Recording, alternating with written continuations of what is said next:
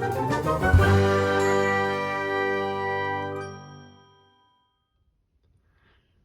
everyone, this is Chris, your friendly neighborhood Minnesota comic geek, here with another comic stop haul video. Before I get started, I would ask that if you enjoyed this type of comic book related content, please give the video a thumbs up, hit the notification bell, and subscribe to the channel so that you don't miss any future videos. And if you enjoy talking comics, then comment below. Alright, let's get into it. So, the Friday before Thanksgiving, I decided to make a quick jaunt down to Apple Valley, Minnesota to primarily stop at Issues Needed Comics because I wanted to pick up some extra copies of some new release books that were coming out or that came out that week. And I was also looking for another copy of Frank Cho's ballpoint variant cover for Catwoman 69. I believe I was able to find that as well. But I also, as I do when I'm there, kind of peruse their back issue bins.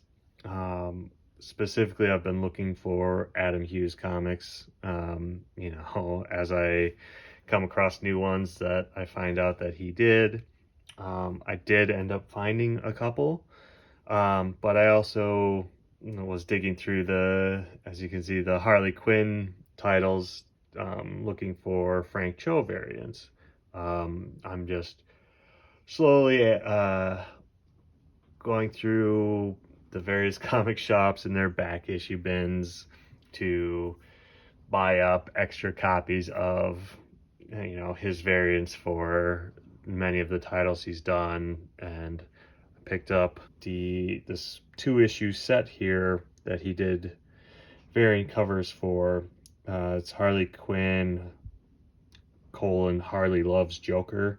Looks like it's just a 2-issue miniseries, but they are kind of corresponding covers with the issue 1 here, with her seeing the bat flying, and then issue 2, the cover with her swinging at the bat, missing, and hitting the Joker.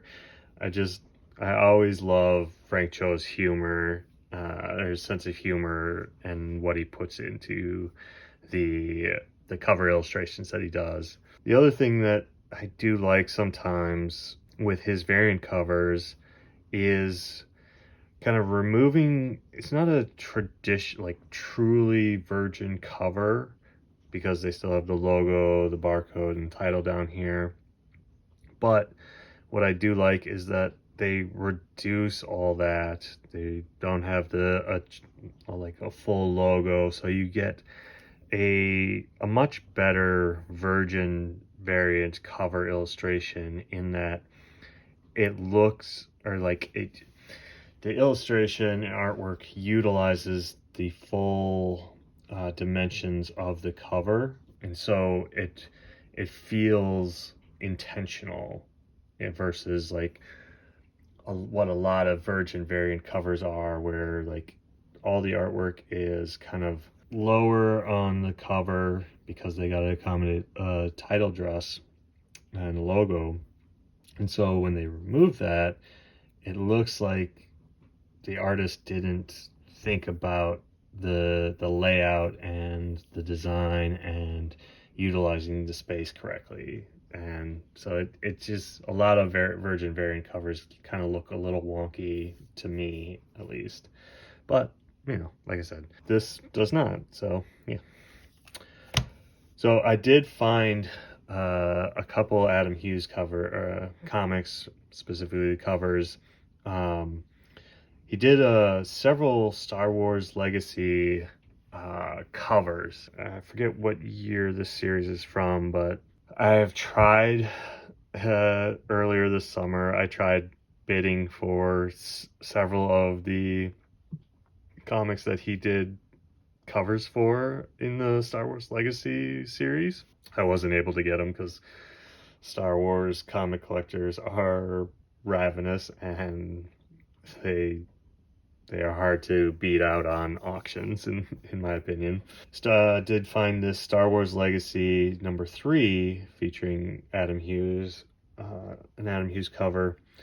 I got it for $10, and it's a kind of a lower high grade, copy. It just has a bunch of color breaking spine ticks. They're small, but they're there.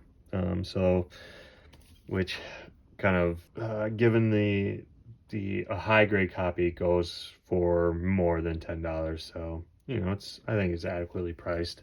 But this particular issue has like, I don't know, 5 or 6 first appearances, so it's a key issue in this run. And I'll put up on the screen a screenshot of all the first appearances in this particular issue. So yeah, happy to add this to my collection. I also got Star Wars Legacy number 5 for $5, which this is I think the second appearance of Darth Nihilus, and I think there was some other key significance to this book. Yeah, another awesome Adam Hughes cover. There's, yeah, I think 1 or 2 more covers in this series that he did that kind of have the similar feel of just the characters kind of standing in a group shot on the cover. But again, happy to add it to my ever-growing Adam Hughes collection. After I stopped at Issues Needed Comics, I naturally had to make a quick drop in at Half Price Books in Apple Valley, since it's just maybe a half-mile away from Issues Needed. And I always look through their comic bins to see what they've gotten in. They're always getting in new stuff from people, bringing stuff in to sell. Right off the bat, I came across this Alice Ever After #1 Virgin variant. I think it's a 1 in 10 incentive cover from J. Scott Campbell. I was so happy to see this and grab it, because there's another comic shop here in the Twin Cities area that I've stopped at a couple times over the last couple months, and they have a copy of this, but they have it priced at $10. I got this one for $2, and I have pulled each of my stops at this comic shop. I have pulled it out with the intention of buying it, but in my stops, I end up, finding more comics that I want to pick up, and so I end up putting that one back because it's $10 and go for the lower priced quantity during those stops. So I have yet to buy it, and then, like I said, I came across this one for $2, and like, now I have a copy.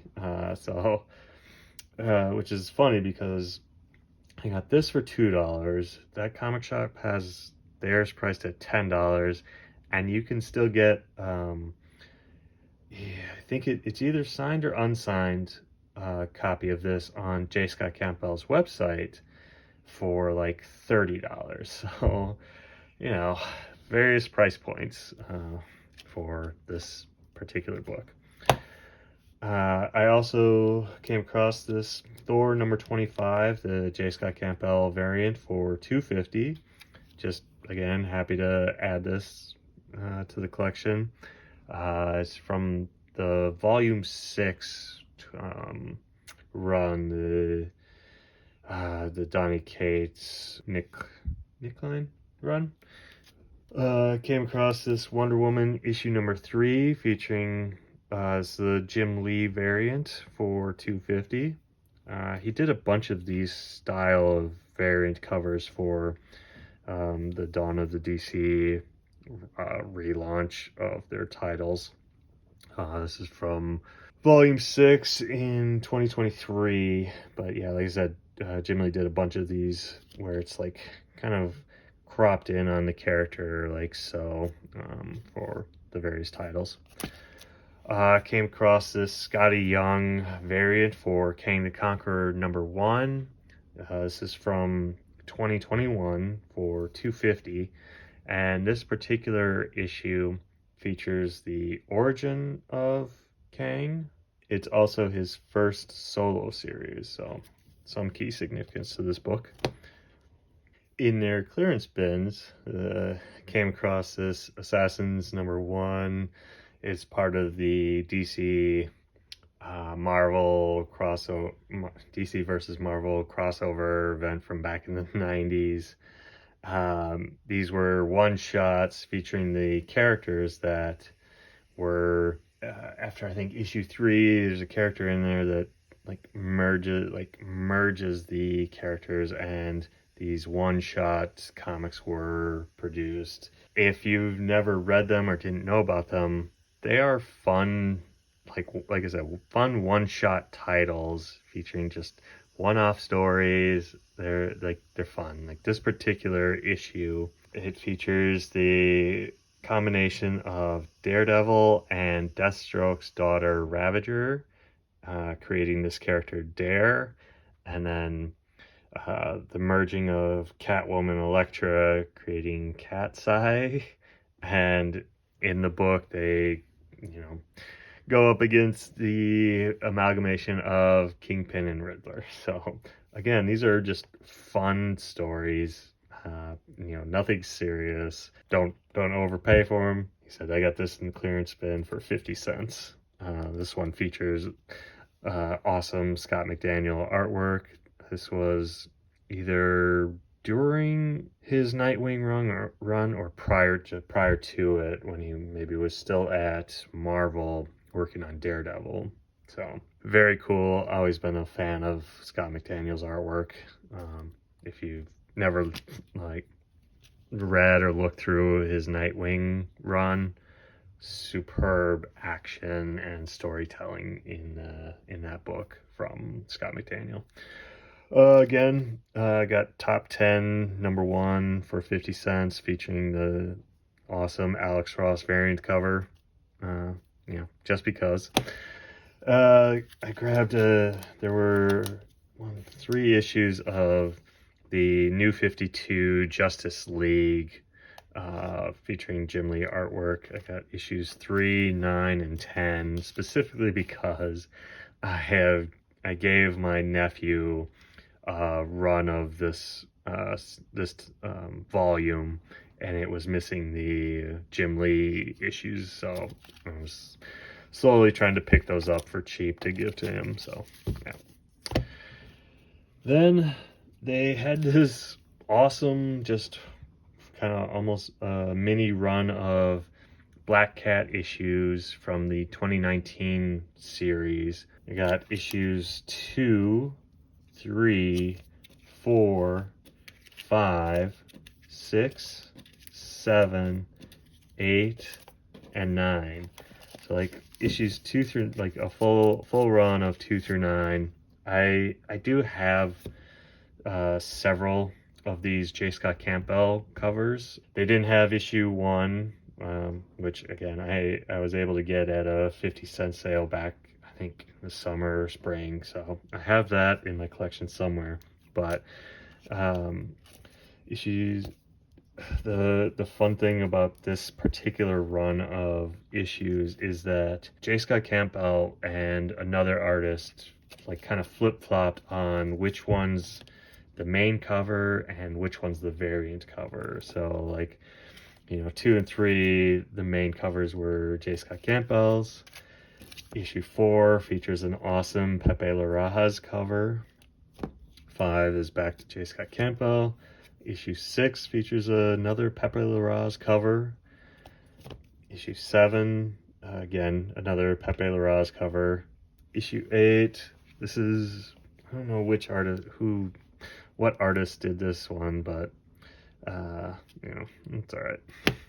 And then issue 9 features another Pepe Larraz cover with the various expressions from Felicia. Pretty cool. For the collectors out there, the key collectors, the big issue in this run, outside of J. Scott Campbell Virgin variants of his covers, the kind of main key book is issue number 11. That's the first appearance of Black Cat's Iron Cat armor. So if you're out there hunting, definitely pick that book up if you come across it. And then lastly, they obviously looked in the H section for some Harley Quinn. Oh, I should mention, all these Black Cats were $2 a piece, so definitely good scores on those. Definitely good value. Came across the several of the Frank Cho Harley Quinn variants from the the DC Universe Rebirth volume back in the, was it probably 2016-ish when it debuted. I got issue 18 for $150, issue 19 for $150, issue 26 for $150, and 27 for $150. All featuring, like I said, Frank Cho variant covers, with Harley doing just mundane, everyday, activities and tasks within the Batman world. I love this one with her on the horse getting drive through. So yeah, those were the comics that I picked up at Half Price Books. And lastly, I always take a stroll through the art books, art reference books in Half Price Books' art section. I was really surprised to come across two books in particular that are tangentially related to comics, definitely in the nerd geek sphere, and that is, I got the Art of Star Wars: The Force Awakens. If you're a art fan, a comic art fan, a concept art fan, these art of books are fantastic visual libraries and visual reference for artists in general to see the visual development of a particular movie or TV show. They are fantastic coffee table books. I have a ton of them. I actually have all 9 episodes of the Star Wars movies of those art of books. So these are duplicate copies for me. The reason I got it is because it was $20, so it's cheap, like half off, and still slightly cheaper than Amazon. And yeah, like I said, if you've never looked through these books, you get an idea of the development process of the particular movie, the ideas that they had for the movie, wanting to, there was clearly, here, a point in the story development to go down the Darth Talon route.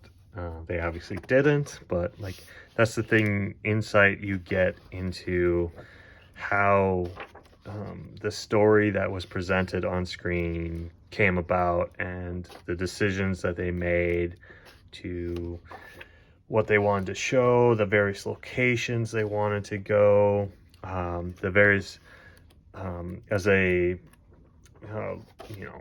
long time character art person in myself, I love the character designs and iterations that they'll show in the characters. It's such a visual, like I said, visual library to put design decisions and ideas in the back of your mind to incorporate into your own work. It's, like I said, that's from my art perspective and background and why I love these books. But if you're a Star Wars fan, if you're a huge Star Wars fan, I would definitely recommend buying these books to learn more about the actual movie itself, and like I said, the background of the development of it.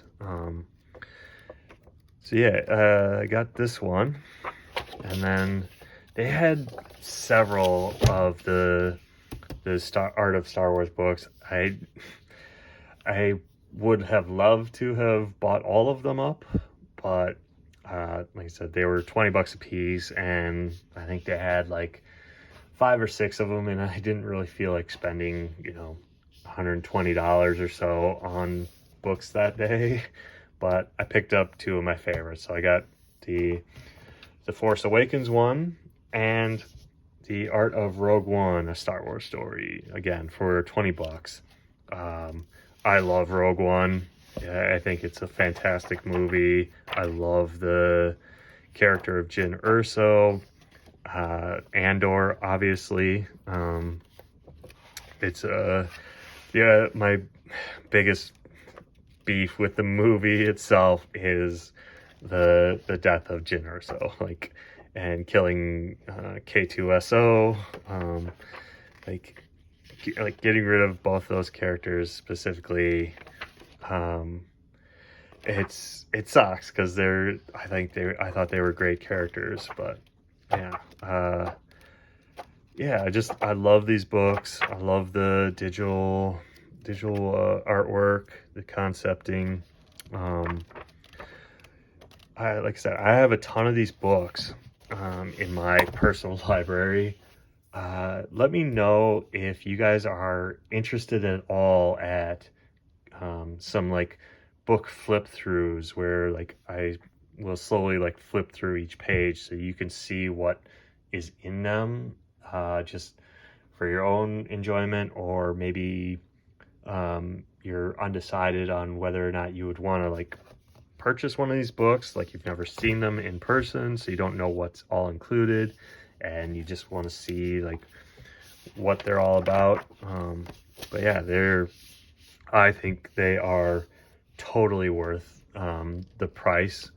And on Amazon, you can, if you wait like a month or so after they are released, they're usually like 30, almost 40% off, sometimes 50% off the MSRP retail price. So definitely highly recommend these books. So yeah, so those were my Friday before Thanksgiving pickups. Again, I stopped at Issues Needed Comics down in Apple Valley, and then the Half Price Books location down in Apple Valley. Always fruitful, can always find something to buy, could always spend a lot more money at both of these stops. So yeah, let me know which of my pickups were your favorite in this video. And so with that, I will end this video. Thanks for watching, and again, if you enjoyed this type of comic book related content, please give the video a thumbs up, hit the notification bell, and subscribe to the channel so that you don't miss any future content. And if you enjoy talking comics, comment below. Bye.